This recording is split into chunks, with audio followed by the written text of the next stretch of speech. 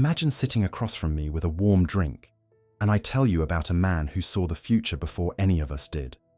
His name is Zimmermann, and in the 1990s, he had a simple but powerful idea that feels more urgent now than ever. He believed that regular people like you and me, should be able to have a private conversation without a giant, invisible system listening in. He saw that the tools for total control were being built all around us, a silent grid of observation, and he fought it by giving us a way to opt out. He created something called PGP, which stands for Pretty Good Privacy. It was a way to scramble our messages so that only the person we want can read them. His core idea was this: if we don't build privacy for ourselves, it will be taken from us, and we might not even notice until it's too late. He once said, "If privacy is outlawed, only outlaws will have privacy." That quote sticks with you, doesn't it? It's not about doing anything wrong. It's about the simple human right to have your own thoughts without someone peeking over your shoulder. Now, this idea connects to something much deeper inside all of us, a quiet battle we fight every day. You probably recognize that stubborn feeling of being right, that immediate gut reaction that digs its heels in and refuses to consider another option. It's that instinct that makes you cling to your first impression of someone, or makes you dismiss a new idea because it feels uncomfortable. That's our instinctive thinking. It's fast, it's automatic, and it wants to protect us by keeping things simple and familiar. It's the part of you that wants to believe the horoscope that says exactly what you needed to hear today. But then there's this other level, a deeper awareness. This is the part of you that can pause, that can question that initial reaction. It's the voice that wonders, is this really true? Or does it just feel true because I want it to be? This natural tension is something we all live with. Many of us cling to familiar ideas because they feel safe, like a well-worn path. They don't require the hard work of questioning ourselves. Remember when you were a kid and you realized a belief you held, maybe about something like the tooth fairy, wasn't quite true? That moment of realization is a small version of this deeper awareness kicking in. It's a little unsettling, but it's also the moment you grow. You start to see that what you thought was solid ground might just be a comfortable illusion. This happens to us all the time as adults too. We fool ourselves into thinking we're completely rational, that our choices are always our own, and that the world is exactly as it appears on the surface. Zimmermann's work is a powerful reminder of this. He wasn't just fighting against a control grid of surveillance. He was fighting against the illusion of security. He pointed out that if we aren't actively participating in our own privacy, we are by default participating in a system of control. We might tell ourselves, "I have nothing to hide," which is our instinctive thinking, trying to keep us comfortable. But our deeper awareness, if we listen to it, might ask a more unsettling question. Do I want to live in a world where I have to justify having a secret, or where my personal thoughts are considered guilty until proven innocent? This is how we fool ourselves. We accept the convenient story that these systems are only for bad people, because it's easier than facing the more complex and concerning truth. His principle is about taking personal responsibility for your own digital self, much like we take responsibility for locking our front doors. It's an active choice, not a passive default. And this mirrors the journey of our own thinking. Opting out of the control grid starts with opting out of our own mental autopilot. It begins by questioning that instinct to go along with what's easy and familiar. It's about choosing to use that deeper awareness to ask, who does this system really serve? Is this convenience worth what I'm giving up? It's not about paranoia. It's about a conscious, awake participation in your own life. When you decide to encrypt an email or use a more private messaging app, you are making a small stand. You are telling that automatic part of your brain that wants to take the easy path. No, I've thought about this, and my privacy matters. You are applying Phil's principle to your own choices. This cracks open the entire conversation about how we navigate the world around us. We start by seeing things in a very simple way, where everything feels straightforward and our daily routines run on autopilot. We trust the apps on our phone to give us the fastest route. We accept the newsfeed that is presented to us, and we enjoy the convenience of one-click purchases. Life feels easy and manageable because the systems in place are designed to feel seamless. In this phase, our reactions are often automatic. We click agree on terms of service without a second thought. We share bits of personal information for a discount or a funny social media filter. And we generally operate on a foundation of trust that everything is working as it should. It's a comfortable place to be, where the complexity of the digital world is hidden behind a simple, user-friendly interface. Then we enter the confusing middle, and this is where things get intensely complicated.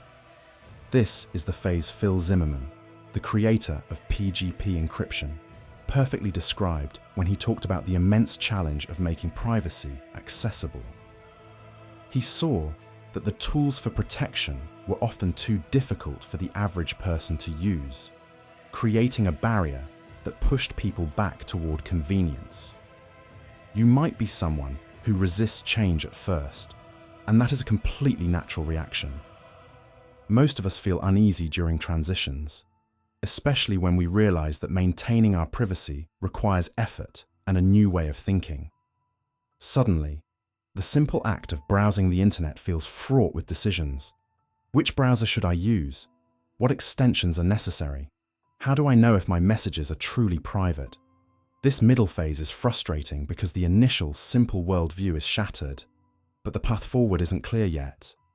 We are caught between the easy ignorance of before and the demanding knowledge of what comes next.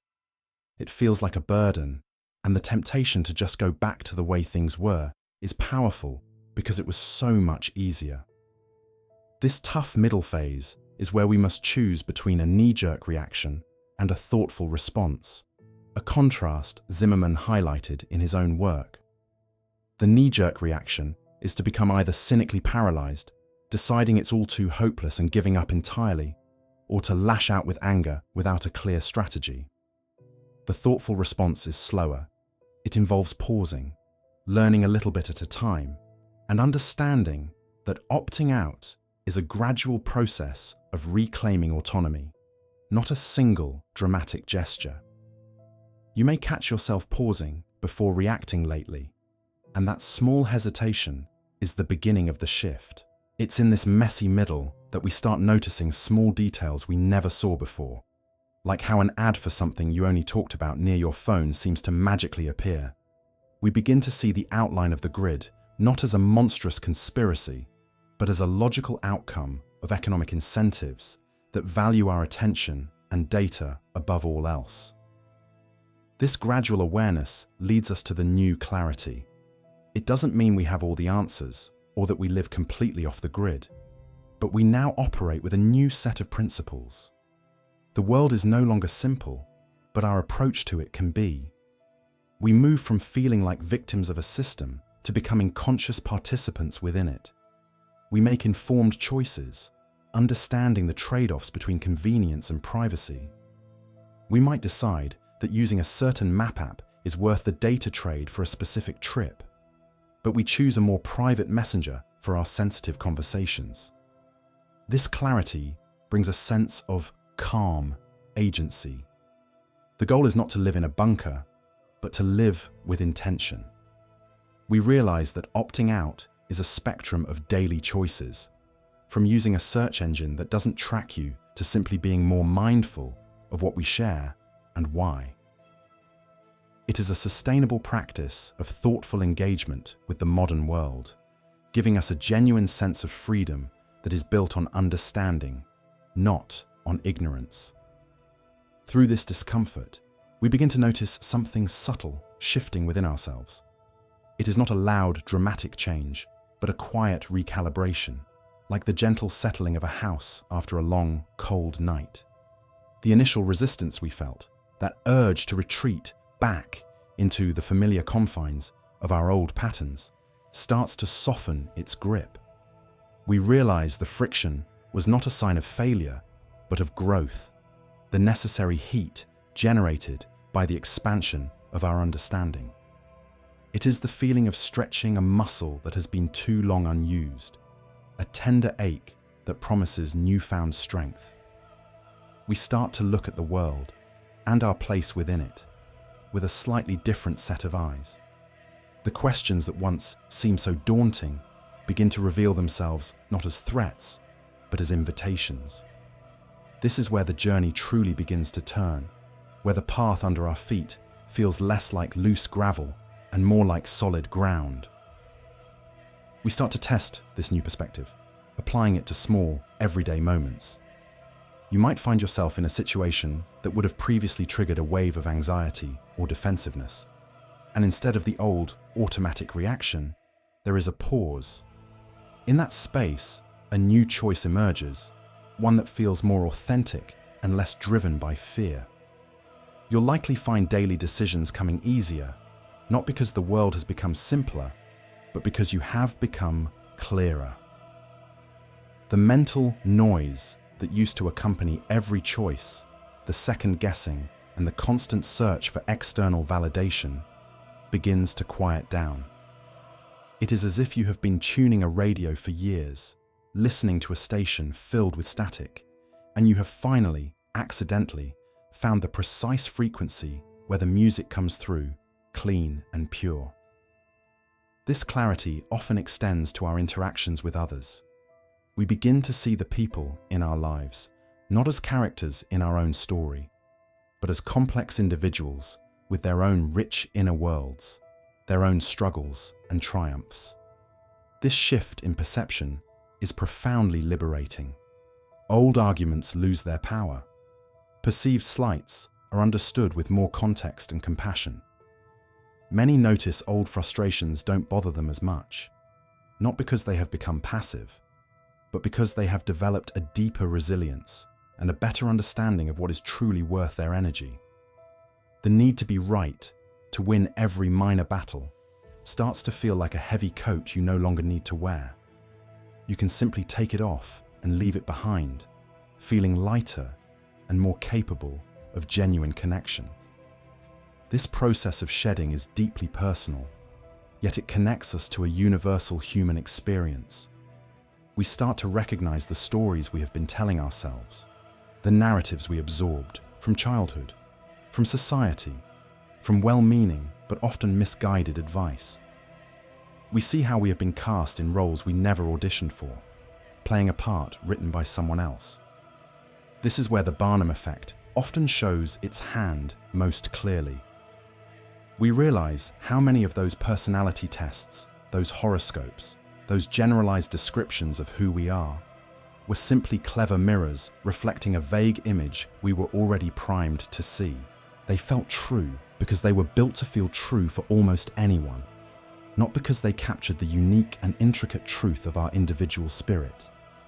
Letting go of these borrowed identities is like cleaning out a cluttered attic. It creates space for what is genuinely ours to emerge and breathe. As we clear out this mental and emotional clutter, we make room for a more intuitive way of being. We begin to trust ourselves more. A sense of confidence grows, not the loud, brash kind, but a quiet, steady knowing that we can navigate uncertainty. We learn to listen to that inner voice we spent so long drowning out with doubt and outside opinion. It was always there, a soft hum beneath the chaos, and now we can finally hear its guidance. This is not about achieving perfection or some final enlightened state. It is about embracing the beautiful, messy process of being a work in progress.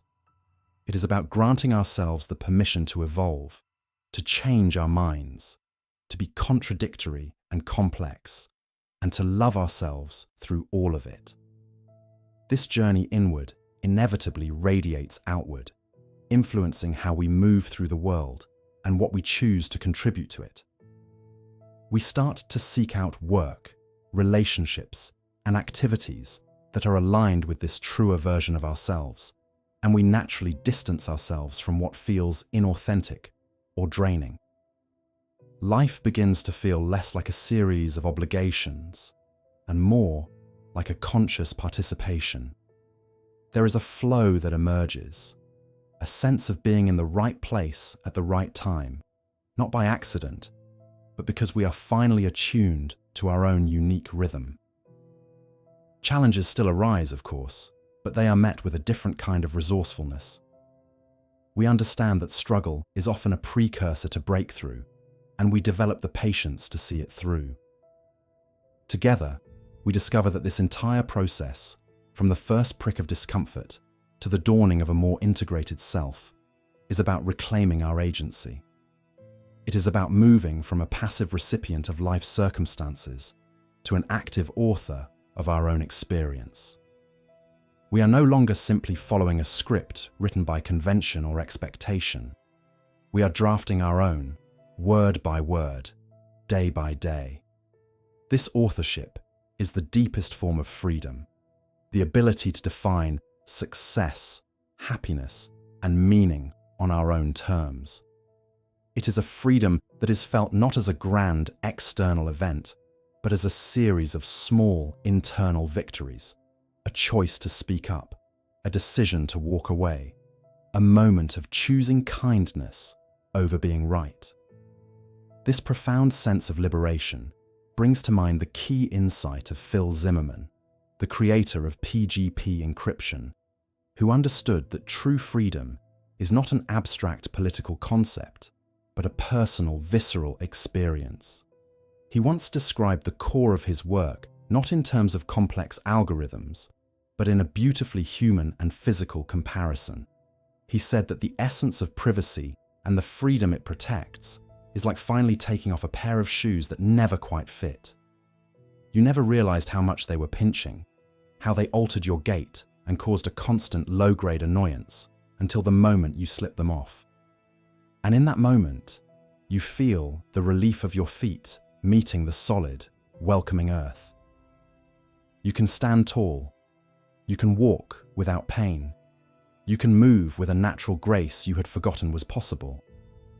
That is the feeling of stepping into your own power, of living a life that is truly your own. It is the ultimate homecoming, a return to the self that was always there, waiting patiently for you to shed what never fit and walk freely into your own future.